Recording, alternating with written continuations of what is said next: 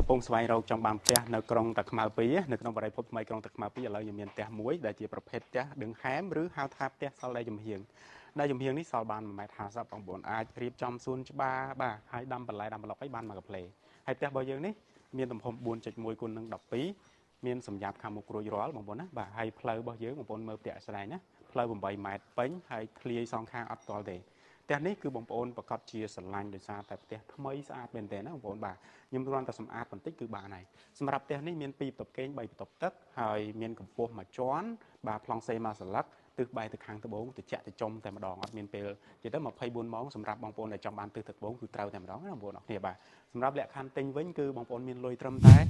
3,500បងមុន3,500បងប្អូនអាចកាន់សោចូលនៅបងប្រចាំខែត្រឹមតែ400ជាងទេណាបាទអញ្ចឹងបងប្អូនចាប់អារម្មណ៍អាចតាក់ទងមកកាន់យើងខ្ញុំបញ្ជាក់មួយទៀតផ្ទះយើងមានតែមួយទេណាផ្ទះមានតែមួយទេបងប្អូនចង់បានបងប្អូនអាចចង់បានឆាតមកមុនគេហើយទីតាំងពិសេសទៀតបងប្អូនមកពីវងមូលក្រុងតាខ្មៅឆ្លងកាត់ស្ពានព្រៃចម្រោងចម្ងាយតែ12នាទីទេមកដល់នៅលើផ្លូវជាតិ21បាទអរគុណច្រើន